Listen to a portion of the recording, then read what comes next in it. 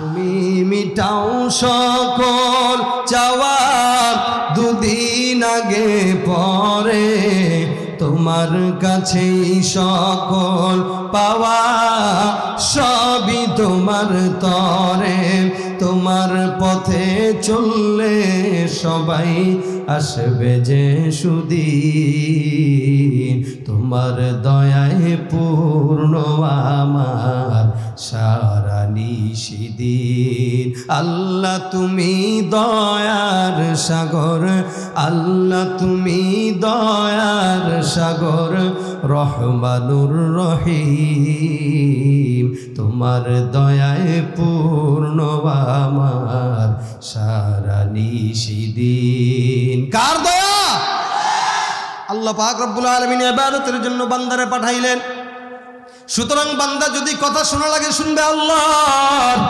বান্দা তার নফসের কথা শুনবে না আল্লাহ ওয়ালা বুজুর্গ ডাক দিয়া বলেন নফস যদিও আমার ধোঁকা দেয় কিন্তু নফসের কথা আমি শুনবো না কারণ আমি নফসের গোলাম নয় বরং নফসকে কোনো বান্দা যদি গোলাম বানাইতে পারে ওই বান্দাটা দুনিয়াতেও ওলি কিয়ামতের ময়দানেও ওলি বুজুর্গ হয়ে জান্নাতে যাবে আছে না নাই পীরগিরি আর মাজার পূজা চলছে দেশটা জুড়িয়া শিরকি আর ভণ্ডামিতে দেশটা গেছে ভরিয়া গাজার কলকিটান মারিয়া গাজার কলকিটান মারিয়া দেখায় খাজার শান ওরা শিক্ষিত শয়তান ওরা শিক্ষিত শয়তান ওরা শিক্ষিত শয়তান ওরা শিক্ষিত শয়তান আছে না নাই পীরগিরি আলেম নামে কত দেখো টাকার মোহে পড়িয়া স্বার্থের পিছে দৌড়াইতেছে কোরআন হাদিস ছাড়িয়া আবার জিহাদ ছেড়ে কেউ বা ধরছে জিহাদ ছেড়ে কেউ বা ধরছে দরবেশেরই ভান ওরাই শিক্ষিত শয়তান ওরা শিক্ষিত শয়তান ওরা শিক্ষিত শয়তান ওরা শিক্ষিত শয়তান দুর্নীতির ওই আখড়ায় বসে দুর্নীতির ওই আখড়ায় বসে জাহির করে জ্ঞান কলম দিয়ে কামায় টাকা ধরে সাধুর ভান ওরা শিক্ষিত শয়তান ওরা শিক্ষিত শয়তান ওরা শিক্ষিত শয়তান ওরা শিক্ষিত শয়তান ঠিক কিনা এরকম কেউ আসেননি মাজারে যায় সেজদা দেন আছেন কেউ আল্লাহ হেফাজত করে বলেন আমিন লা ইলাহা ইল্লাল্লাহ লা ইলাহা লা ইলাহা ইল্লাল্লাহ লা ইলাহা ইল্লাল্লাহ লা ইলাহা ইল্লাল্লাহ লা ইলাহা ইল্লাল্লাহ লা ইলাহা ইল্লাল্লাহ লা ইলাহা ইল্লাল্লাহ মুহাম্মাদুর রাসূলুল্লাহ সাল্লাল্লাহু আলাইহি ওয়াসাল্লাম আলহামদুলিল্লাহ দারুল উলুম কওমি মাদ্রাসার উদ্যোগে আয়োজিত আজকের এই বার্ষিক ওয়াজ মাহফিলের আল্লাহ পাক রব্বুল আলামিন আমাদেরকে ইমানি মুজাকারায় শামিল হওয়ার জন্য তৌফিক দান করেছেন জবান খুলে সকলে বলি আলহামদুলিল্লাহ যতগুলো ভাই আছেন আপনারা আওয়াজ যদি স্বতঃস্ফূর্ত দিতেন এর চাইতেও 3 ডাবল আওয়াজ হওয়া সম্ভব কিন্তু স্বতঃস্ফূর্ত আওয়াজ আমি পাই নাই আরও একবার বলবেন আলহামদুলিল্লাহ কষ্ট হবে না তো আপনাদের আমি আপনাদেরকে মন ভরে আলোচনা শোনাইতে পারবো না যতটুকু আমার নিজাম আমি ততটুকুই ইনশাআল্লাহ শোনাবো যেহেতু গলার অবস্থা আমার একটু খারাপ বেশ কিছুদিন যাবতীয় অবস্থা খারাপ যাচ্ছিল আরও বেশি খারাপ ছিল আল্লাহর রহমতে এখন কিছুটা লাইনে আসছে তারপরেও ডাক্তার নির্দিষ্ট সময়সীমা দিয়েছেন যে কথা বলবেন কম আমি যেহেতু বিশাল বড় স্বার্থের জন্য মুখতাসার ছাত্রকে অনেক সময় একটু ত্যাগ করতে হয় এই কারণেই আপনাদেরকে বলতেছি, আমি আওয়াজ দিব আস্তে, কিন্তু আপনারা দিবেন জোরে। পারবেন ইনশাআল্লাহ? একদম ডানে বায়ে সামনে পিছনে, যারা দাঁড়ানো যারা বসা সবাই মিলে আওয়াজ দিয়ে একবার বলবেন আল্লাহু আকবার। আলহামদুলিল্লাহ। এটা হচ্ছে মাহফিলের সৌন্দর্য। আল্লাহ রসুল সাল্লাল্লাহু আলাইহি ওয়াসাল্লাম বলেছেন, কেউ যদি দ্বীনি মুজাকারায় বসে তো আল্লাহ পাক রব্বুল আলামিন চতুর্দিক থেকে ওই ইমানের জায়গাটা, মুজাকারার জায়গাটাকে ফেরেশতাদের মাধ্যমে ঘেরাও করে রাখেন। এই যে আস্তে বললেন, জোরে বলেন সুবহানাল্লাহ। সুবহানাল্লাহ বলার দ্বারা কি হইল? আল্লাহ পাক জান্নাতে একটা ফলের গাছ লাগাই দিল। এখন যারা বলছেন তাদের জন্য একটা গাছ লেগে গেছে, আরেকটা লাগছে। সুবহানাল্লাহ। আবারও যত বলবেন তত লাগবে, যত বলবেন তত লাগবে। আমরা দুনিয়াতে আমাদের বাড়ির সামনে উঠানে গাছ লাগাই আর মনে করি যে এটা আমার বাগান। 4-5টা মরিচ গাছ, এই গাছ সেই গাছ লাগায় আর গর্ব করে যে এটা আমার বাগান। আল্লাহ পাক বলেন, তুমি জান্নাতে গাছ লাগাও। সুবহানাল্লাহ বলার দ্বারা গাছ লাগে। দুনিয়াতে গাছের চারা কিনতে হয় টাকা দিয়ে, পানি দিতে হয়, কত কষ্ট করা লাগে, এটার পাতা ঝাড়তে হয়, আবার উঠে কত যত্ন নেওয়া লাগে। কিন্তু জান্নাতে যেই গাছটা লাগবে আপনি খালি সুবহানাল্লাহ বলে চারা লাগায় দিবেন, বাকিটা সব দায়িত্ব আল্লাহর। সুবহানাল্লাহ। এখানে যতক্ষণ বসবেন সুবহানাল্লাহ আলহামদুলিল্লাহ যদি একটু জোরে জোরে বলতে পারেন, আল্লাহ পাক সওয়াব দিবেন না গুনাহ দিবেন? রাসূল সাল্লাল্লাহু আলাইহি ওয়াসাল্লাম বলেন, সুবহানাল্লাহর মাধ্যমে যেই ফলের গাছটা লাগে এটা এত বিশাল হয়, দ্রুতগামী একটা ঘোড়া যদি দুনিয়াতে 100 বছর অথবা 500 বছরও দৌড়ায়, ওই গাছের গোড়াটা শেষ করতে পারবে না। যত বলবেন তত লাগবে। আল্লাহ পাক যেন আমাদের জবানে আল্লাহর জিকির উঠায় দেয়, বলেন আমিন। নফস যখন বান্দার পবিত্র হয় তখন আল্লাহ পাক সব কিছু পবিত্র করে দেন। বান্দার নফসটাই হলো মূল, কারণ বান্দাকে ধোকা দেয় 2টা জিনিস। ভাই কয়টা? একটা হচ্ছে নফস, 2 নম্বর শয়তান। এই শয়তান আগে নফসের খোঁচা দেয়, নফস দেয় আমাদেরকে খোঁচা, যার কারণে বান্দারা গুনাহ করে। এই কারণে আল্লাহ রসুল সাল্লাল্লাহু আলাইহি ওয়াসাল্লাম বলেন যে প্রত্যেকটা মানুষেরকে আল্লাহ পাক রব্বুল আলামিন একটা কলব দিয়েছেন, অন্তর দিয়েছেন, নফস দিয়েছেন, মুদগা। এটাকে আল্লাহ পাক রব্বুল আলামিন এমনভাবে বানিয়েছেন যে রাসূল করিম সাল্লাল্লাহু আলাইহি ওয়াসাল্লাম বলেন, ইদা সলুহাত সলুহাল জাসাদু কুল্লু।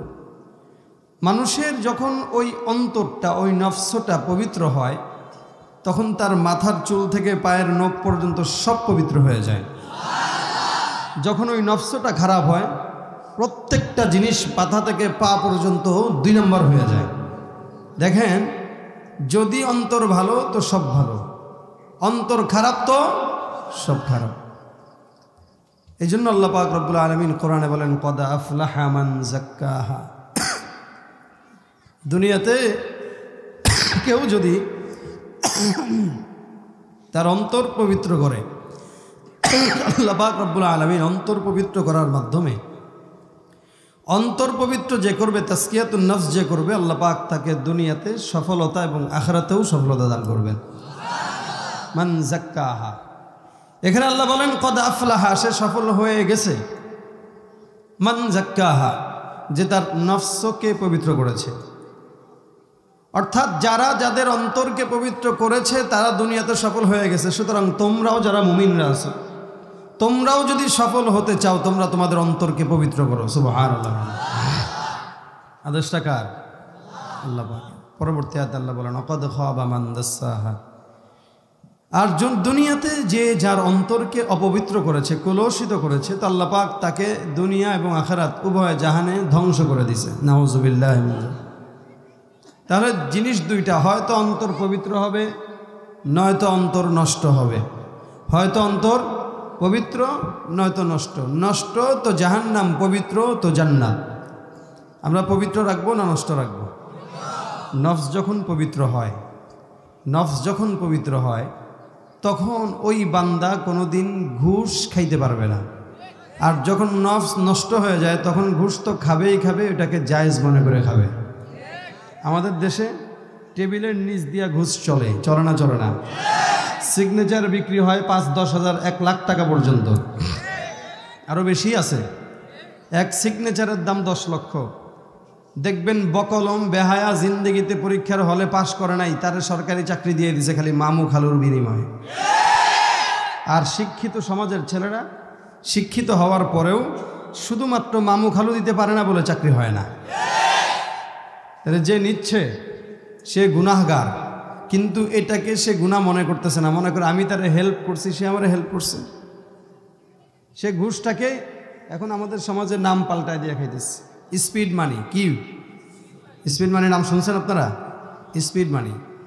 যত টাকা ঢালবেন কাজের তত স্পিড বাড়বে। আবার হারাম খাচ্ছে সুদ, এটাকে সুদ মনে করে খাচ্ছে না, এটাকে ব্যবসা মনে করে খাচ্ছে।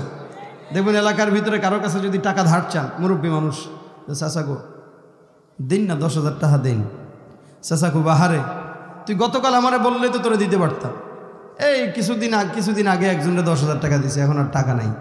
ভাতিজাও বুঝে চাচারে কোন জায়গায় টিপ দিলে তেল বের হয়। ভাতিজা আস্তে আস্তে কাকারে গোপনে টিপ দেয়, কাকা বুঝছেন নি এরা কি বলেন তো? হ্যাঁ তো ভালো বুঝেন তো আপনারা। তার মানে এলাকায় চলে এগুলা, ভালো চলে। চাচা এই আরে তুই খালি বেটা দাঁড়া, তোর চাচির কাছে আসিনি দেখি। আসলে চাচি টাচি কিছু না, কথায় বলে হলো টাকা, ঠিক কিনা জোরে কর। এতক্ষণ পর্যন্ত বলে টাকা নাই, যেই করছে 10-এ 1 দাঁড়া দেখি। ঘরে এমনি গেছে আর কি, কিছুক্ষণ পরে বেরো এসে কয় ভাতিজা কত লাগবো তোর? 10। কয় না বেশি লাগলে বল, আমিই তো তোর চাচা বেটা, তোরে আর কে সহযোগিতা করবে? এখন কহে তোর চাচির যে চিপা চাপা এত টাকা লুকানো থাকে, এটা তো আগে জানতাম না।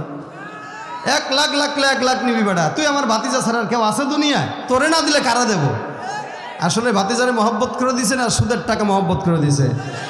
তুমি সুদের টাকায় প্রাসাদ গড়ো, ঘুষ ছাড়ো না, দিন দুঃখী না খেয়ে মরে খবর রাখো না।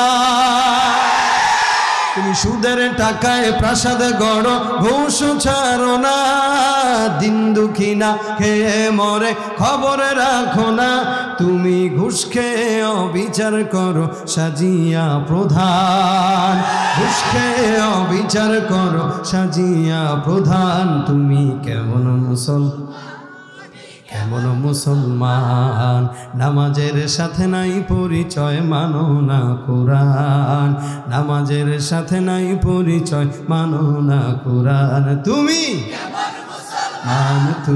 কেমন মুসলমান, নবীর উম্মত দাবি করো সুন্নাহ মানো না, নবীর অপমানে তোমার হৃদয় কাঁদে না। তুমি নবীর উম্মত দাবি করো সুন্নাহ মানো না, নবীর অপমানে তোমার হৃদয় কাঁদে না। তুমি বিজাতীয় সংস্কৃতিতে সপেছ পরাণ। আছে না ইহুদি খ্রিস্টানদের চুলের মতো চুল রাখে, ইহুদি খ্রিস্টানদের পোশাকের মতো পোশাক পরে, আছে না নাই? তুমি বিজাতীয় সংস্কৃতিতে সপেছ পরাণ। তুমি কেমন মুসলমান, রমজান এলে রাখো না রোজা, দিনকে করো আঘাত, পয়সা করির নেই তো অভাব, দাও না তো যাকাত। রমজান এলে রাখো না রোজা, দিনকে করো আঘাত, পয়সা করির নেই তো অভাব, দাও না তো যাকাত। তুমি ইমানদারির বড়াই করো, নেই তোমার ঈমান, ইমানদারির বড়াই করো, নেই তোমার ঈমান। তুমি কেমন মুসলমান, তুমি নামাজের সাথে নাই পরিচয়, মানো না কোরআন। তুমি কেমন মুসলমান, ঠিক কিনা? মুসলমান ভালো হব না ভণ্ড হব? ভালো হইতে গেলে সুদ খাওয়া যাবে, ঘুষ খাওয়া যাবে। সুদ মনে করে খান তাহলে সমস্যা নাই, কিন্তু এবাদত মনে করে খাইলে সমস্যা। একটা হচ্ছে আমি সুদ মনে করে খাই, ঠিক আছে গুনাহ হচ্ছে, আল্লাহ মাফ করো। আরেকটা হলো আমি এটা সুদ খাই না ভাই, আমি ব্যবসা করি। ইস্তেহলালুল হারামে কুফরুন, মানে হারামকে হালাল মনে করা, এটা হলো কুফরি। কি বলেন তো? হারামকে হালাল মনে করা, মানে জেনা করতেছে এটারে জায়েজ মনে করে করতেছে, ঘুষ খাচ্ছে এটাকে জায়েজ মনে করে খাচ্ছে, দুর্নীতি করতেছে তো জায়েজ মনে করে করতেছে। যার কারণেই তো এই যে জায়েজ মনে করে করে বিধায় তো আমাদের দেশ বারবার দুর্নীতিতে চ্যাম্পিয়ন হয়। এই যে হারাম রে হালাল মনে করে করে, এটা কুফরি, যদিও সে নামের আগে মুসলমান লাগাইছে, কিন্তু তারে মুসলমান বলা যাবে না। এই জন্য ভাই নফসকে পবিত্র করেন। যারা নফস পবিত্র সব পবিত্র, যারা নফস খারাপ সব খারাপ। রাসূল বলেন ইদা ফাসাদাত ফাসাদাল জাসাদু কুল্লু, যদি ওইটা নষ্ট হয় তো সব নষ্ট হয়ে যায়। জানো সেটা কি? আলা ওয়াহিয়াল কলব। আল্লাহ রাসূল বলেন এটা হলো কলব, ওইটা তোমার অন্তর, ওইটা তোমার নফস। এই জন্য দুনিয়াতে ভালো থাকতে গেলে, দুনিয়াতে সফল হতে গেলে, জান্নাতে সফল হতে গেলে নফসকে কি রাখা দরকার? পবিত্র রাখা দরকার। এই জন্য আল্লাহ পাক রব্বুল আলামিন কোরআনের ভিতরে বর্ণনা করে ডাক দেয়া বলেন কদ আফলাহা মান যাক্কাহা। অতীতে যেই সমস্ত দুনিয়ার জমিনে বান্দারা গত হয়েছে, সকল বান্দারা দুনিয়ার জমিনে তাদের নফসকে পবিত্র করার মাধ্যমে সফল হয়েছে। সুতরাং তোমরা যারা দুনিয়ার জমিনে আছো, আমি আল্লাহ পাক রব্বুল আলামিন বললাম তোমরাও তোমাদের অন্তরকে পবিত্র করে নাও, নফসকে পবিত্র করো। আল্লাহ পাক রব্বুল আলামিনের আদেশ। যার নফস পবিত্র ওই বান্দাটা দুনিয়াতেও সফল, কিয়ামতের ময়দানেও সফল। আল্লাহ পাক রব্বুল আলামিন বান্দাকে দুনিয়ার জমিনে সফলতা বানানোর জন্য নফস পবিত্র করার শর্ত লাগায় দিয়েছেন। বর্তমান জামানায় আমরা তো নফসের গোলামি করি, কিন্তু নফস আমাদের গোলামি করা দরকার। নফস যদি বলে যাও জেনা করো, আমরা জেনা করি। নফস যদি বলে যাও চুরি করো, আমরা চুরি করি। নফস যদি বলে যাও অমুক জায়গায় যাও, মেলায় যাও, গানের কনসার্টে যাও, মন্দিরে যাও, নফস যেমনে বলে আমরা সেমনেই কাজ করি, সেমনেই চলি। এ মুসলমান, উচিত ছিল আমরা যেটা বলবো নফস সেটা করা, ঠিক কিনা জোরে কন?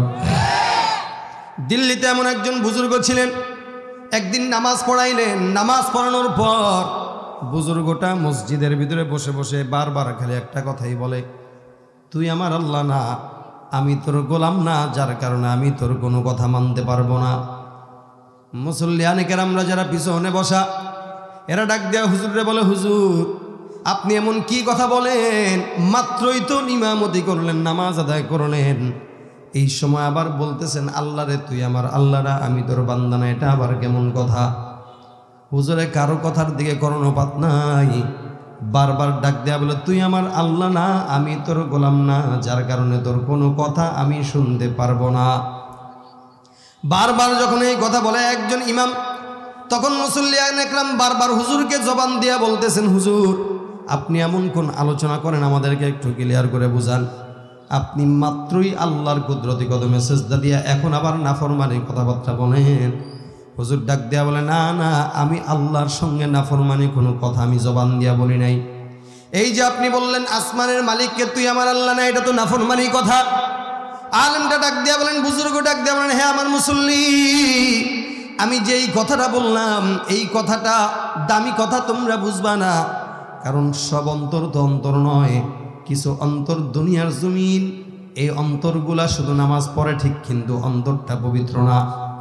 অসংখ্য দুনিয়ার মানুষরা আছে নামাজ পড়ে, রোজা রাখে, যাকাত দেয়, হজ করে, কিন্তু আবার দিন শেষে মানুষের হক নষ্ট করে, তার দেমাগে বাধা দেয় না।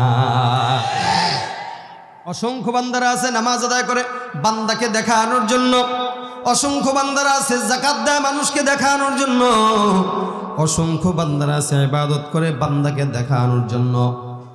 ইমাম সাহেব ডাক দেয়া বলে, আমি যে এই কথা বললাম তুই আমার আল্লাহ না, আমি তোর গোলাম না, এই কথার মর্ম হলো নামাজ পড়ানোর পর আমি যখন এই জায়গায় কোরআন তেলাওয়াতের জন্য বসলাম, শয়তান নফস আমাকে ধোঁকা দেয়া বলে তাড়াতাড়ি একটু বাহিরে যাও, তোমার বিবিকে দেখে আসো, সন্তানদেরকে দেখে আসো, ব্যবসাটা দেখে আসো, কি অবস্থা সব কিছুর খোঁজ খবর নিয়ে চাটা খেয়ে নতুন করে ওযু করে আবার মসজিদে আসো। এ মুসলমান, শয়তান আমারে বলতেছে বাহিরে যাওয়ার জন্য, নতুন ওযু করে মসজিদে ঢুকবা, তোমার সওয়াব হবে। শয়তান মানুষকে নেক্সট সুরতে ধোঁকা দেয়, ঠিক কিনা? এই লোকটারে নেক্সট সুরতে ধোঁকা দেয়।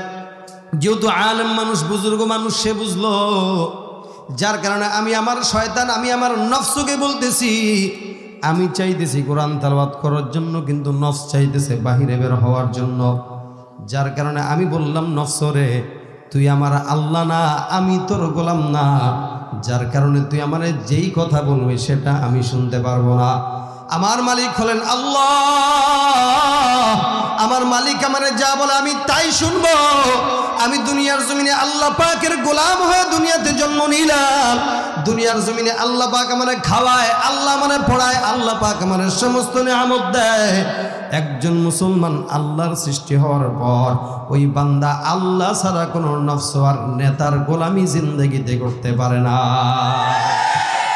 সমাজের ভিতরে মানুষরা এখন বান্দার গোলামি করে, নেতার গোলামি করে, চেয়ারম্যানের গোলামি করে, এমপির গোলামি করে। আল্লাহ পাক বলেন মা খালাকতুল জিন্না ওয়াল ইনসা ইল্লা লিয়াবুদুন। দুনিয়ার জমিনে আমি আল্লাহ পাক রব্বুল আলামিন বান্দার একমাত্র আমি আল্লাহর ইবাদতের জন্য বানাইলাম। বান্দা ইবাদত করবে আমি আল্লাহর, বান্দা গোলামি করবে আমি আল্লাহর। এ মুসলমান, এখানে অনেক দলের লোক থাকতে পারেন, অনেক পীরের মুরিদ থাকতে পারেন। জবানটা কইরা বলবেন তো, যত দল করেন, যত পীর বলেন, যত রাজনীতি করেন না কেন, দুনিয়ার সমস্ত মানুষ যত দলে বিভক্ত হোক না কেন, প্রত্যেকের মালিক কয়জন? সে কে? ভাইরা আমার, দেখেন এক সাহাবীর কাছে শয়তান আসছে, কেমনে ধোকা দেয়। নেক্সট সূরাতে রাত্রিবেলা প্রথম দিন সুন্দর করে পা টিপা ঘুম পাড়ায় দেয়। সাহাবী প্রত্যেক দিন তাহাজ্জুদের নামাজ আদায় করে। 3টা, 2:30টার দিকে, 2টার দিকে উঠে যায়, রাত্রের 1 ভাগ তাহাজ্জুদের নামাজ পড়ে। শয়তান একদিন এসে পা টিপে ঘুম পাড়ায় দেয়, প্রত্যেক দিন তাহাজ্জুদ পড়ে, এইটারে তাহাজ্জুদ পড়তে উঠতে দেওয়া যাবে না। যার কারণে শয়তান তারা ধোকা দিয়া পাও টিপে ঘুম পাড়ায় দেয়। এখন সাহাবী যখন ফজরের নামাজটা কোনো মতে কাজা হয়ে যাবে ভাব, এমন সময় উঠলো নামাজ আদায় করার জন্য, আর বারবার আফসোস করে হায় হায় এমন কি হয়ে গেল, আজকে রাত্রে আমি ঘুমাইলাম, তাহাজ্জুদের নামাজ মিস হয়ে গেল।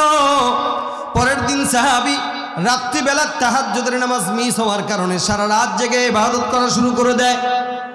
এখন তারপরের দিন আবার যখন নাকি সাহাবী ঘুমাইলেন, শয়তান এসে সুন্দর করে মাথার ভিতরে হাত দিয়া ডাক দিয়া বলেন, ভাইরে উঠেন উঠেন উঠেন। কিরে, আমার এই রাত্রেবেলা ডাকে কে? তাহাজ্জুদের টাইমের আগে কে ডাকে, এটা একটু দেখি। তাকায় দেখে এই শয়তান মানুষের সুরতে আসছে তারা ডাক দিতে। সাহাবী তো বুঝে গেছে, কয় হাতটা সঙ্গে সঙ্গে ধরছে, এই তুই কে? বলে মাফ করেন, আমি শয়তান। তো তুই শয়তান, আমার কাছে কেন আসছিস? আমার কাছে কি কাজ? আপনারে নামাজের জন্য ডাকছি। ওরে বাপরে বাপ, তুই নামাজের থেকে না আমারে বাঁচাবি, আরো যে হেফাজত করবি, যে নামাজ পড়েন না, তুই আমার নামাজের জন্য ডাকিস, তার মানে তোর উদ্দেশ্য খারাপ। এই বল কেন আসছিস, সত্যি করে বল। তুই নামাজের জন্য ডাকতে আসিস না, তোর ভিন্ন উদ্দেশ্য আছে, বল আমারে। মাফ করবেন, গত রাত্রের আগের রাত্রে আমি আপনার পার্টি একটু ঘুম পাড়ায় দিয়েছিলাম। আপনি যে, আমি ভাবছিলাম আপনি তাহাজ্জুদের নামাজ মিস দেন, অন্তত ফজরটা পড়েন সমস্যা নেই, কিন্তু তাহাজ্জুদটা মিস দেন। এক তাহাজ্জুদ মিস দেওয়াতে গত রাত্রে আপনি সারা রাত যেমনি ইবাদত করা শুরু করছেন, এইটা যদি শুরুই থাকে তাহলে তো আমার অবস্থা বেগতিক। তা আমি চিন্তা করছি অন্তত তাহলে আপনি 1 ঘন্টা হলে তাহাজ্জুদ পড়েন, 1 ঘন্টা খাইতে যায় সারা রাত যখন তাহাজ্জুদ পড়তেছেন, এই চিন্তায় আমি আপনারা আজকে একটু আগে ডাকতে আসলাম। মূলত আমার উদ্দেশ্য এটাই ছিল। সাহাবী কয়, দেখছো, শয়তান মানুষকে যদিও ইবাদতের জন্য ডাকবে কখনো, কিন্তু ওইটার পিছনে উদ্দেশ্য ভালো না খারাপ? খারাপ। কারণ শয়তানের হালত হলো এমন, কামাথালিশ শাইতানি ইয ক্বালা লিল ইনসানি কফুর ফালাম্মা কাফারা ক্বালা ইন্নী বারীউম মিনকা ইন্নী আখাফুল্লাহ রাব্বুল আলামিন। আল্লাহ পাক রব্বুল আলামিন কোরআনের ভিতরে বর্ণনা করে ডাক দিয়া বলেন, শয়তানের উদাহরণ এমন একটা জিনিস, শয়তান মানুষকে ধোঁকা দিয়া কুফরি করায়। এমন একটা ঘটনা মুফাসসিরিন একরাম বলেন, রাসূল করিম সাল্লাল্লাহু আলাইহি ওয়াসাল্লাম হাদিসে বর্ণনা করেন, অনেক আগের জামানায় এমন একজন আল্লাহওয়ালা বুজুর্গ ছিল, যার নাম জুরাইজ। এই বুজুর্গটা বিশাল বড় বুজুর্গ, আল্লাহওয়ালা, আবেদ, কিন্তু আলেম নয়। আল্লাহ পাক রব্বুল আলামিন কোরআনে বলেন, ওয়াতলু আলাইহিম নাবাল্লাযী আতাইনাহু আয়াতিনা ফানসালাখা মিনহা ফাআতবাহু শাইতানু ফাকানা মিনাল গাওয়িন। হে পয়গম্বর, অমুক ব্যক্তির কথা আপনি বর্ণনা করেন, যাকে আমি আল্লাহ পাক রব্বুল আলামিন নিয়ামত দান করলাম, আমি নিদর্শন দান করলাম, অবশেষে সে ওখান থেকে ফেরত আসলো, শয়তান তার ধোঁকা দিল। শয়তান ধোঁকা দেওয়ার কারণে সে ধ্বংস হয়ে গেল। রাসূল করিম সাল্লাল্লাহু আলাইহি ওয়াসাল্লাম ডাক দিয়া বলেন, হে আমার পয়গম্বর, আপনি সারা দুনিয়ার মানুষকে এই ঘটনাটা বর্ণনা করে শোনায় দেন। রাসূল ঘটনা বর্ণনা করতেছেন, খুব মনোযোগ দিয়ে শুনেন। ব্যক্তিটা অনেক বড় বুজুর্গ, আল্লাহওয়ালা, তার মতো আবেদ ওই জামানায় কেউ নাই। ওই একই জামানায় এক পাশের এলাকায় তিনজন আপন ভাই, যেই তিন আপন ভাইয়ের একজন বোন। এই তিনজন ভাই একদিন আল্লাহর রাস্তায় জিহাদের জন্য চলে যাবে। চিন্তা করলো, আমরা জিহাদে বের হয়ে গেলে আমার বোনটাকে কোন জায়গায় রাখবো, আমাদের তো মা বাবা নাই। তিনজন পরামর্শ করে ডাক দেয়া বলে, যাও ওই যে আল্লাহওয়ালা বুজুর্গ আবেদ, তার কাছে ছাড়া অন্য কোনো মানুষের কাছে আমাদের বোন টিকতে পারবে না। কারণ সে আল্লাহওয়ালা বুজুর্গ, আমাদের বোনের দিকে জিন্দেগিতে একটা নজর দিয়েও তাকাবে না। অন্য মানুষের কাছে দিলে ওদের গোমরা হইতে পারে, অন্য মানুষের কাছে গেলে গুনাহ হইতে পারে, ধর্ষণ হইতে পারে। তিনজনের পরামর্শ সাপেক্ষে বোনকে নিয়ে যায়। ওই জায়গায় যাওয়ার পর আল্লাহওয়ালা আবেদের কাছে যায়, ডাক দেয়া বলে, আমাদের বোনকে আপনার কাছে আমরা রেখে যেতে চাই। আবেদ ডাক দেয়া বলে, মাআযাল্লাহ, আল্লাহ তুমি আমার হেফাজত করো, আমি এমন প্রকাশ্যে কোনো নারীর ফিতনায় পড়তে চাই না। না না, তোমরা তোমাদের বোনকে অন্য জায়গায় রেখে যাও। আবেদটা এত বড় বুজুর্গ যে বোনটাকে রাখতে রাজি হইল না, ফেরত দেয়া দিল। ভাই তিনজন রওনা হয়ে গেছে। শয়তানটা নফসের ভিতরে ধোঁকা দেওয়া শুরু করে। শয়তান ডাক দিয়া কয়, রে হুজুর, বড়ই ভুল করলেন, কারণ এমন একজন সুন্দরী মেয়েকে তারা কার কাছে না কার কাছে রেখে যাবে, শয়তান তাদেরকে ধোঁকা দিবে, মেয়েটা ধ্বংস হয়ে যাবে। আপনি এত বড় বুজুর্গ, আপনি যদি এই মেয়েটাকে আশ্রয় না দেন, তাহলে মেয়েটা যদি ধর্ষিত হয়, সমস্ত দায়ভার কিন্তু আপনার আল্লাহর কাছে জবাব দিতে হবে। নফস বলতেছে, এই নফসের চালাইতেছে শয়তান। বুজুর্গ চিন্তা করে, ঠিকই তো কথা, আমি যদি এই মেয়েটাকে আমার কাছে না রেখে অন্য কাউকে রাখি, অন্য কেউ যদি তার কাছে থাকে, তাহলে মেয়েটা ধর্ষণের শিকার হবে, ইজ্জত নষ্ট হবে, গুনাহগার হবে, আমি আল্লাহর কাছে কি জবাব দিব? আল্লাহওয়ালা আবেদ বুজুর্গ ডাক দেয়া তিনজনকে বলে, এই এদিকে আসো, এদিকে আসো। বলে, কি? ঠিক আছে, তোমাদের বোনকে আমি রাখবো, তবে শর্ত হইল ওই যে দূরে একটা ঘর দেখা যায়, ওখানে একা থাকবে। খাবারের সময় আমি বাইরে খাবার রেখে দিব, ও 3 বেলা খাবার নিয়ে তারপরে বাসায় যায় খাবে। আমার সঙ্গে তার দেখাও হবে না, কোনো কথাও হবে না। দেখেন, শয়তান যে প্রথমে ওয়াসওয়াসা দিল যে হ্যাঁ তুমি এই বোনটাকে রাখো তোমার কাছে, অন্য কারো কাছে রাখলে সে ধর্ষণের শিকারও হতে পারে। শয়তানের কথা এটা যৌক্তিক, কিন্তু উদ্দেশ্য খারাপ। কথা সত্য, মতলব খারাপ। আল্লাহওয়ালা কয়, চিন্তা ঠিক আছে, আসুক, আমার কাছে আসলে সমস্যা নাই। খাবারের সময় মেয়েটা বারবার আসে, খাবারটা দরজার সামনে রেখে দেয়, মেয়েটা এখান থেকে নিয়ে খায়। 1 দিন 2 দিন 3 দিন 4 দিন যায়। নফস এবার শয়তান এবার নফসকে ধোঁকা দেয়, নফস আবার হুজুরে ধোঁকা দেয়। আহারে, আপনি এমন একটা মানুষ, একটা সুন্দরী মেয়েকে আপনার বাসার সামনে 3 বার 4 বার নিয়ে আসেন। এলাকার মানুষ যদি এই কথা দেখে, এই অবস্থা দেখে, এই মেয়েটার প্রেমে পড়ে যাবে, মেয়েটা ধর্ষণের শিকার হতে পারে। উচিত তো ছিল আপনি ছেলে মানুষ, পুরুষ মানুষ, তার খাবারটা তার দরজা। শয়তান দ্বিতীয়বারের জন্য ধোঁকা দিল। এ আবেদ চিন্তা করে, ঠিকই তো, আমি আমার খাবারটা আমার দরজার সামনে না রেখে তার দরজার সামনে রেখে আসি, সে খালি ঘরের থেকে নিয়ে বের করে টান দিয়ে তারপরে খাবে।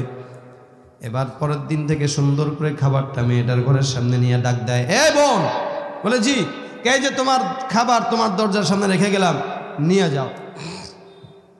এভাবে দেখ কয়েকদিন চললো।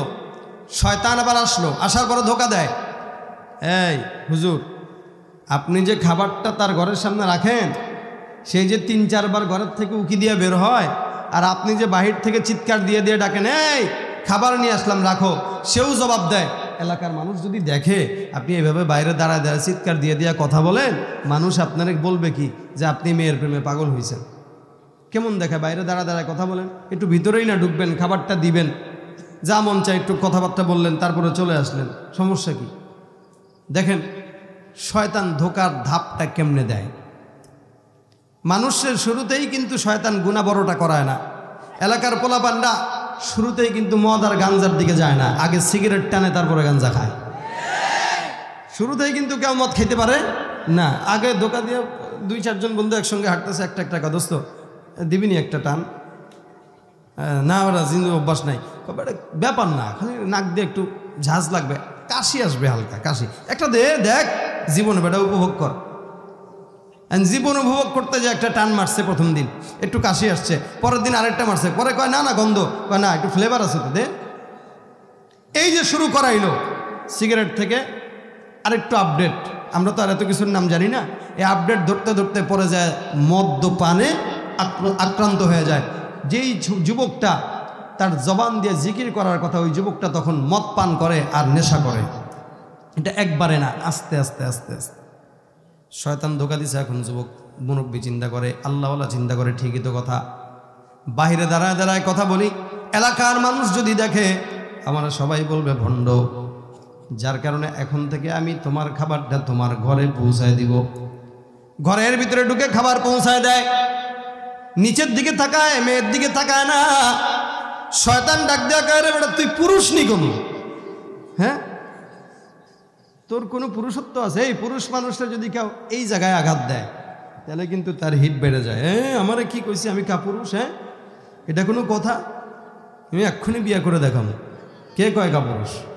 এনে হুজুরে কয় আপনি মিয়া কোনো পুরুষ নি, আপনি এলাকায় আসেন ভাত নিয়ে খাবার নিয়ে মেয়েটার সামনে আসেন, একটা বার মেয়েটার দিকে তাকান না, আপনার কি কোনো সুদবুদ নাইনি? একটু তাকান না। কি যে সুন্দর! আপনি হাত দেখলে বুঝেন না? খাবারটা যখন নেয় হাত দিয়ে, হাত দেখলে বুঝেন না কি সুন্দর? একটু দেখেন না। আবার নিজেরা কয় না না না দেখলে তো গুনাহ হবে। আর দূর, গুনাহ হলে কি? আপনি কি জিন্দিগিতে কোনোদিন তাকাইছেন নি কারো দিকে? একবারই না তাকাবেন। একবার তাকাইলে আল্লাহ পাকরে বললে তো আল্লাহ পাক মাফি করে দিবে। একবার তাকান খালি। আমাদের এলাকার যুবকদের মতো অবস্থা মনে করেন, রাস্তা দিয়ে মেয়ে যাইতেছে, এক তাকানো তো একবার যায় যাচ্ছে, মানে এমন তাকানি তাকাইছে শহীদ হয়ে যায়, চক্ষু নামায় না। বিয়ে শাদী করে না, 30-35 বছর হয়ে গেছে, খাটাস। এই বিয়ে না করে খালি একবার এই বেটার বল লাগে, একবার ওই বেটার বল লাগে। পরকিয়া বাড়ে না কমে? বাড়তেছে না কমতেছে? কেন বাড়তেছে? যত বিবাহটা কঠিন করবেন তত জেনা ব্যভিচার পরকিয়া বাড়বে। এই জন্য বিবাহ সহজ করুন। কারা কারা বিয়ে করেন নাই হাত তুলেন তো? করেন নাই? করেন নাই একটু বেশি করে তুলো না। হ্যাঁ, উলগাও ব্যাস। কত মানুষ দেখছেন বিয়ে করে নাই? নারায়ে তাকবীর। শুধু অবিবাহিতরা, নারায়ে তাকবীর। বিবাহিতরা হাত তুলেন এবার। হ্যাঁ তুলেন, দেখছে এখনো তুলে না, হাত তুলেন। দেখেন কে হাত তুলে না, মনে হয় আরেকটা বিয়ে করতে চায়। তুলছেন? আওয়াজ তাদের চেয়ে বেশি হওয়া দরকার আছে। নারায়ে তাকবীর। আরো জোরে নারায়ে তাকবীর। যারা বিবাহিত এরা অবিবাহিতদেরকে বয়স হলে ধরে ধরে বিয়ে করায় দিবেন। রাজি আছেন? কথা কয় না। সমাজে বিবাহ কঠিন বানাবেন তো জেনা ব্যভিচার বাড়বে। আমাদের দেশের যুবকেরা বিয়ে সময় মতো করে না, 30-35 বছরে যায় বিয়ে করে। 35 বছরে যখন ধরছে বিয়ে, এখন 35 বছর থেকে 40-45 বছর পর্যন্ত হানিমুনে কাটানোর জন্য সময় লাগায়, বাচ্চা আর নেয় না। যখন 45 বছর হয়ে গেছে, এখন বিয়ে, এই বুড়া বাচ্চা নিতে যায়, এখন আল্লাহ আর বাচ্চা দেয় না। এখন কি করবে? এবার বাবার কাছে যায়, আব্বা গো একটা সন্তান দেন। আপনারা কষ্ট হচ্ছে না তো? ইনশাআল্লাহ আমার কিন্তু কষ্ট হচ্ছে। আপনাদের আওয়াজ আলহামদুলিল্লাহ আছে যেহেতু, থাকলে তাহলে আরো 2-1টা গাওয়া চলবে। কষ্ট পাচ্ছেন না? কারো গায়ে লাগতেছে না তো? একটু লেগে যাচ্ছে? নেতার বিরুদ্ধেও একটু লাগবে, লাগলে লাগুক না। অ্যান্টিবায়োটিক ট্যাবলেট এটা খাই হইলো শুদ্ধ হওয়ার জন্য, ঠিক না? কিছু কিছু সবার বিরুদ্ধে লাগবে। যে আলেম নামে কতক বলছি, তার মানে আমি আমারে বলছি, ঠিক না? আমরা সবাই হকের পক্ষে, বাতিলের বিরুদ্ধে। কোনো আলেমও যদি বাতিল হয়ে যায় আমরা তারও বিরুদ্ধে, ঠিক কিনা? শয়তান মানুষে আস্তে আস্তেই ধোকা দেয়, একবারে দেয় না, কিন্তু নেক্সট রোতে দেয়। যে এই যে হুজুরে দিছে, আপনি হাতের দিকে তাকায় বুঝেন না? একবার তাকাইবেন, মেয়ে আল্লাহ তো এত পাষাণ না যে আপনারা মাফ করবে না। আমাদের দেশের পোলাপানরা ইচ্ছা কিন্তু গুনাহ করে, আবার আল্লাহ মাফ করে দিব। এর সাথে আল্লাহর চুক্তি হয়েছে যে সে যত গুনাহ করুক না কেন আল্লাহ তারে মাফ করে দেবে। পিঠায়া হাড্ডি কুড্ডি আলাদা করে দিবে। বেটা পাগল, ভণ্ডামি পাইছে কই? আল্লাহ পাক রব্বুল আলামিন কখনোই ওই তওবা পছন্দ করেন না, কবুল করেন না যেই তওবার পরে আবার বান্দা গুনাহ করে। যেই তওবার পরে আবারও বান্দা গুনাহ করে, ওই তওবা কখনোই কবুল। আলাইসাতিত তাওবাতু লিল্লাযিনা ইয়ামালুনাস সাইয়্যাত। ওই তওবা কখনো আল্লাহ পাক কবুল করেন না যেই তওবার পরে বান্দা বারবার গুনাহ করে। কারণ আমরা গুনাহ করি, সকালে একটা ঘুষের দাইন আছে, এই ঘুষটা কালকে খাইলেই পরের দিন মাফ চাইলাম মনে, সমস্যা নেই। পরের দিন আবার একটা দাইন পায়, এটা খাই, পরে মাফ চাই না মনে। এই করতে করতে 60-70 বছর পার হয়ে গেছে, তওবার হায়াত তার নসিব হয় নাই। আছে না নাই? এই জন্য তওবাতান নাসুহা দরকার। হুজুরে কয়, হুজুর হাতের দিকে তাকাইছেন, চেহারার দিকে এক নজর দেন। এই জন্যই মাসালা হইল নারীদের হাতেও হাত মোজা পরা জরুরি, কারণ তার সৌন্দর্য সব জায়গায় আছে। আল্লাহ পাক দিয়ে দিছে তারে, তার চোখের সৌন্দর্য, তার হাতের সৌন্দর্য, তার শরীরের জামায় সৌন্দর্য। যার কারণে তাকওয়া হচ্ছে মা বোনরা তাদের জামা যখন নাড়তে দিবে বারান্দায় যেন না দেয়, ঘরের ভিতরে যেন দেয়। কোনো পুরুষ যেন তার বারান্দার ওই কাপড়টা অন্তত না দেখে, কারণ ওই কাপড়ের দিকে নজর গেলেও পুরুষের অন্তরে শয়তান ধোঁকা দিতে পারে। এটা হচ্ছে মাসালা। এবং কথা যখন বলবে সে নিম্ন সুরে কথা বলবে অথবা কর্কশ ভাষায় কথা বলবে, কারণ আমাদের নবীদের বিবিদেরকে আল্লাহ পাক রব্বুল আলামিন বলেছেন এভাবে, ইয়া নিসা আন-নবী লাস্তুন্না কা আহাদিম মিনান নিসা ইন ইত্তাকাইতুন্না ফালা তাখদা'না বিল কওল।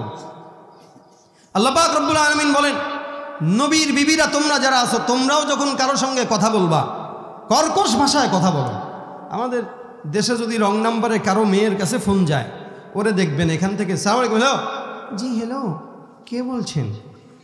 এর কণ্ঠ মোটা হইলেও কণ্ঠ চিকন বানায় দেয়। ওরে বাপরে বাপ, কি সুর কণ্ঠের! এনে এই পোলা তো আর বুঝে না এটা কি 30 বছরের যুবতী নাকি 50 বছরের বুড়া। এই প্যাচ লাগছে মোবাইলে, দেখেন নাই? 40 বছর 45 বছর টিচার 20 বছরের পোলারে বিয়ে করছে, কয়দিন পরে করছে আত্মহত্যা।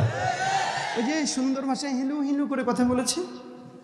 এই জন্য কথা যখন বলবেন, কেউ যদি ফোন আসে রং নাম্বারে, মা বোনদেরকে বলি, তাহলে এমনি বলবেন, হ্যাঁ হ্যালো কে। যখন ওপাশ থেকে দেখবে কিরে কণ্ঠের অবস্থা, মা গো মা, এটা দাজ্জাল হবে। আপনার কণ্ঠ চিকন পাইছে তো এবার খালি খালি মিস কল দেয়, মেসেজ দেয়, আর আপনি কেন আমার ডিস্টার্ব করে। তোরে ডিস্টার্ব করে তোর কারণে, কি ঠিক না? ঘরের ভিতরে তেনা পড়ে থাকে, আর বাইরে গেলে এমন মেকআপ পরে 10 কেজি ওজন, আর স্বামীর সামনে সব তেনা সিরা যা আছে গন্ধ এগুলা পড়বে। এই কারণেই তো ডিভোর্স হয়, এই কারণেই পরকিয়া করে অন্য জায়গায়। স্বামীর কাছে ভালো লাগে না, যত সুন্দরী আনেন। দেখেন না ওই দিন আরেক নায়িকার একটা সংবাদে দেখলাম, আমাদের বিশ্ব সুন্দরী নায়িকা আছে বাংলাদেশে, এখন হেও বিপদে আছে, তার স্বামীর নিয়ে আরেক জায়গায় গেছে স্বামী।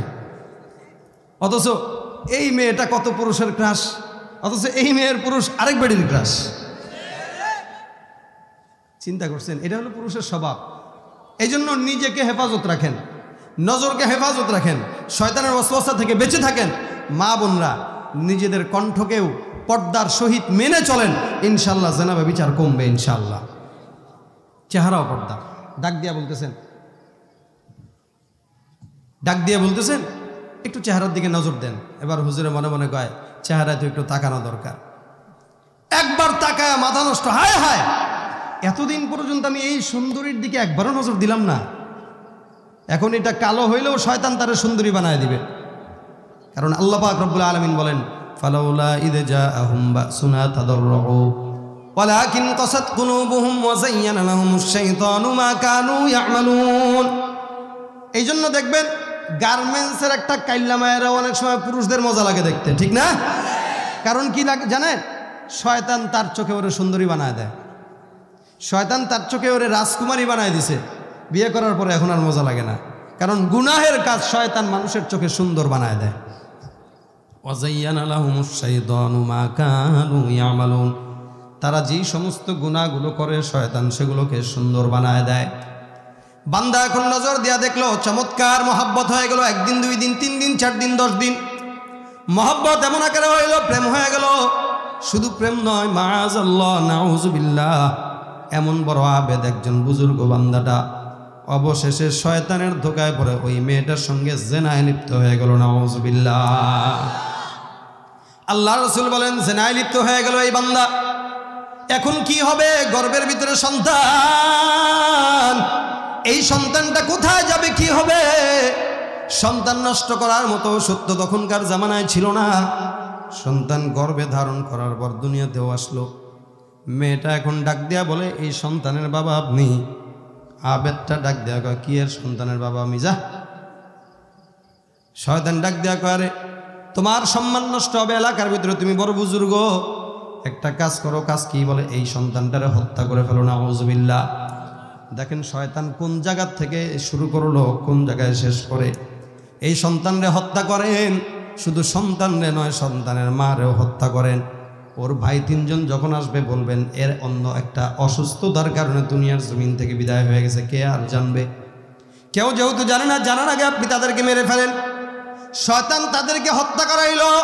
আল্লাহওয়ালা বুজুর্গ আবেদ, এই আবেদটা বাচ্চাকেও মারলো, মাকেও মারলো। মারার পর কবর দিয়া, পাশে একটা ঘরের ভিতরে কবর দিয়া সুন্দর করে মাটি পুঁতে রেখে দিল। কিছুদিন পর যখন জিহাদের ময়দান থেকে 3 ভাই হাজির, ডাক দেয়া বলো, ভাই তোমাদের কাছে আমি বড়ই দুঃখিত। তোমাদের 3 জনের বোন, একমাত্র বোন, একদিন আগে মহামারী আসার কারণে মহামারীতে তারপরে আক্রমণ করে ইন্তেকাল করেছে। আমি চেষ্টা করেছি বাঁচানোর জন্য, কিন্তু বাঁচাইতে পারি নাই। দয়া করে মাফ করবা। তোমাদের কাছে আমাকে সান্ত্বনা দেওয়ার মতো কোনো ভাষা নাই। এই 3 জন ভাই কান্না করতে করতে করতে করতে বিদায় হয়ে গেল। বিদায় হয়ে বাসায় যায়, রাত্রিবেলা ঘুমায়। হঠাৎ করে শয়তান 3 জনের কাছেই রাত্রিবেলা হাজির। শয়তান প্রথম জনকে স্বপ্ন দেখায়, ডাক দেয়া বলে, হেরে তোর বোনের সঙ্গে এই আবেদটা আকাম করে জেনা করে সন্তান জন্ম দিছে। সন্তান হওয়ার পর তাকেও মারছে, তোর বোনকেও হত্যা করছে। বিশ্বাস না হলে কবরটা একবারের জন্য তুই ঘুরে দেখ। লাভ দিয়া যুবকটা ঘুম থেকে উঠে যায়, আর আরেক ভাইয়ের কাছে যায়, ডাক দেয়া বলে, ভাই আমি ঘুমের ভিতরে স্বপ্ন দেখলাম। দ্বিতীয় ভাই ডাক দেয়া বলে, আমিও তো একই স্বপ্ন দেখলাম। তৃতীয় ভাইয়ের কাছে বলল, উনি বলে, আমিও তো একই স্বপ্ন দেখলাম।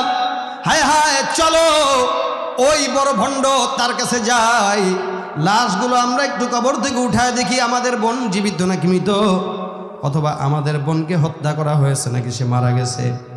3 জন যুবক যখন আসে, আমরা লাশটা খুঁড়ব দেখার জন্য। এবার আবেদের মাথা নষ্ট হয়ে গেছে, খুঁড়তে দেয় না, বলে লাশ খোঁড়া জায়েজ নাই। যখন ধরা খেয়ে গেছে, এখন ফতোয়া দিয়া কয় খবরদার, দরকার নাই। শয়তান তো তাদের ভিতরে স্বপ্নে জানায় দেয়। এখন লাশটা উঠানোর পরে তাকায় দেখে মায়ের সঙ্গে একটা বাচ্চাও দাফন হয়ে আছে। আয় হায়, এখন কি হবে? 3 জন যুবক বড় পেরেশান, রাগান্বিত হয়ে বাদশার দরবারে এই বড় বুজুর্গরে নিয়ে রওনা হয়ে গেছে হত্যার জন্য। হত্যার জন্য যখন তাকে 3 জন মিলে মেরে মেরে বাদশার দরবারে নিয়ে যায়, হঠাৎ করে একজন সুন্দর মানুষ তার সামনে দণ্ডায়মান, ডাক দেয়া বলতেছে, তুমি কই যাও? বলে, আমার 3 জন মিলে মারার জন্য বাদশার কাছে নিয়ে যায়। বলে, তোমাকে মারবে? বলে, হ্যাঁ। বলে, বাঁচতে চাও নাকি? বলে, হ্যাঁ বাঁচতে চাই। বাঁচতে যদি চাও একটা কথা শুনো। বলে, কি কথা? বলে, আমি তোমারে বললাম, তুমি যদি আমাকে সেজদা করো, আমি বাদশার কাছে তোমার জন্য সুপারিশ করব, বাদশা তোমারে হত্যা করবে না। দেখেন শয়তানটা কোন জায়গার থেকে এই ওয়াসওয়াসা শুরু করে। এখন কি বলে, কোনো মুসলমান যদি আল্লাহ ছাড়া অন্য কারো পায়ে সেজদা দেয়, ইমানদার থাকবে না কুফরি করবে? এতক্ষণ যা করলো সব গুনাহ গুনাহ গুনাহ, এই গুনাহগুলোর দ্বারা বান্দা কুফরি হয় না, কিন্তু এখন যেটা করবে এটার দ্বারা ইমান থাকে না, চলে যায়। শয়তান ডাক দেয়া বলে, আমারে সেজদা কর, আমারে সেজদা করার দ্বারা আমি বাদশার কাছে তোমার ব্যাপারে সুপারিশ করব। বান্দা এবার চিন্তা করে, বাঁচা তো লাগবে, কারণ যেহেতু আবেদ। এই কারণে রাসূল বলেন, ফাদলুল আলিমি আলাল আবিদি কাফাদলি আলা আদনাকুম। যত বড় আবেদ বুজুর্গ হন না কেন, আলেমের কাছে আপনার 4 আনার কোনো দাম নাই। কারণ আল্লাহ পাক বলেন, ইন্নামা ইয়াখশাল্লাহা মিন ইবাদিহিল উলামা। আলেমদেরকে আল্লাহ পাক ইলমের কারণে দাম দিলেন। যেহেতু ইলম যদি থাকতো, সেই শয়তানের ওয়াসওয়াসা বুঝতো। ইলম নাই, শয়তানের ওয়াসওয়াসা বুঝে নাই।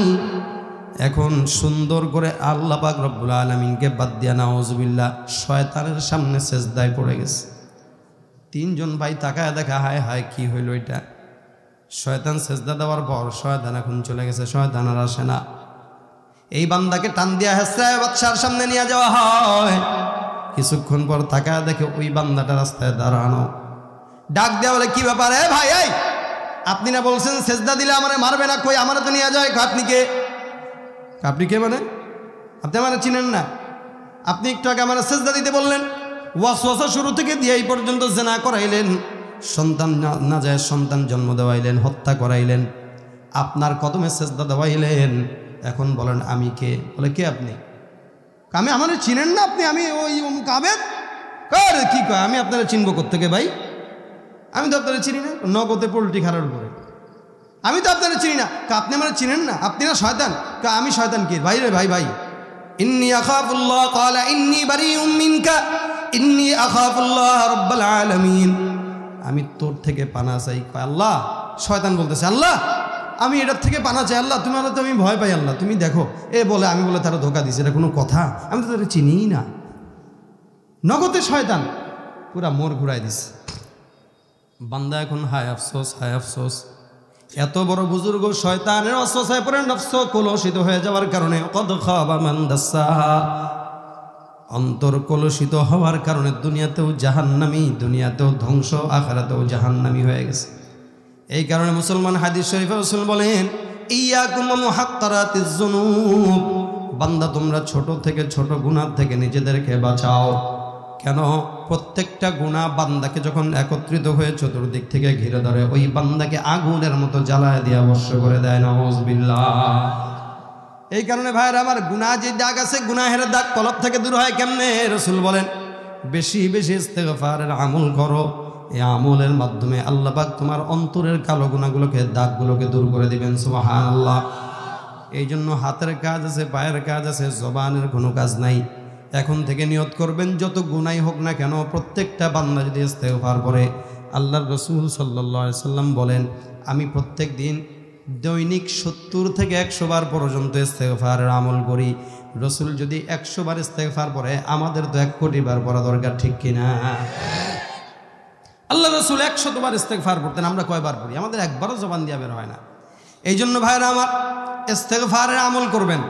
হাতের কাজ, পায়ের কাজ, জবানের কোনো কাজ নেই, জবানের কাজ থাকবে ইস্তেগফার। এই জন্য যখনই সময় পাবো আস্তাগফিরুল্লাহ, আস্তাগফিরুল্লাহ, আস্তাগফিরুল্লাহ বলেন না, আস্তাগফিরুল্লাহ, আস্তাগফিরুল্লাহ, আস্তাগফিরুল্লাহ। রাজি আছেন তো পড়তে ইনশাআল্লাহ? সবাই ইনশাআল্লাহ। আল্লাহ পাক আমাদেরকে আমল করার তৌফিক দান করুন, বলেন আমিন। সব কিছু আজকে যা শুনবেন এগুলো মনে রাখলেও ভালো, না মনে রাখলেও সমস্যা নেই।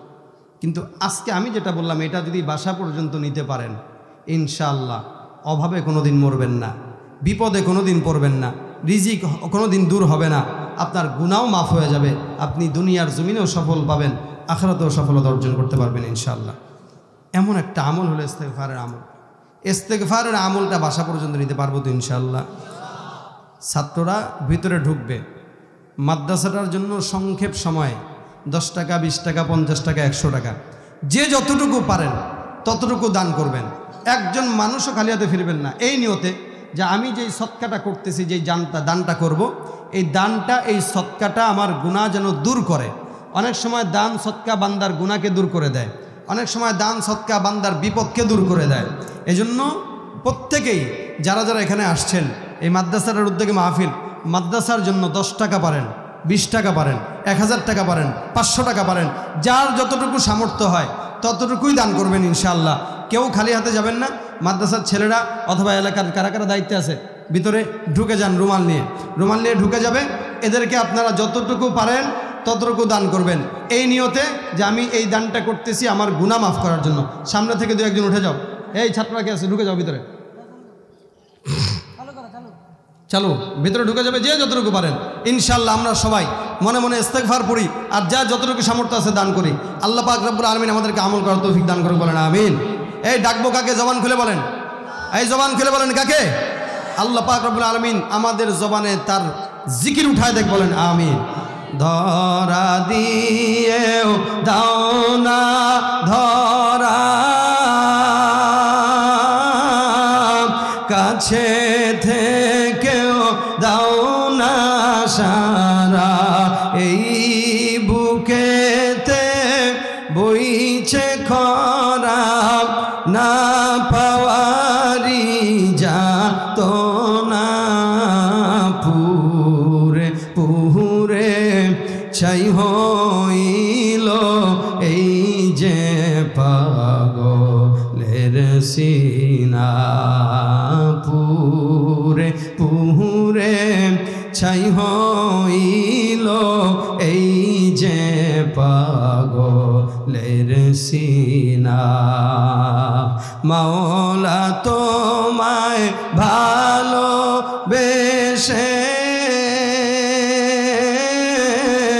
কলিজা পুড়ে গন্ধ আসে, আমি তোমার নূরে যাব মিশে, দূরে ঠেলে দিও না। পুরে পুরে ছাই হইল এই যে পাগলের সিনা। মাওলার ইশকে চলে আগুন, নিভাইলে যে নিভে না। পুরে পুরে ছাই হইল এই যে পাগলের সিনা। পুরে পুরে ছাই হইল এই যে পাগলের সিনা। আল্লাহ আমাদের সিনাকে পবিত্র করে দেখ, বলেন আমিন।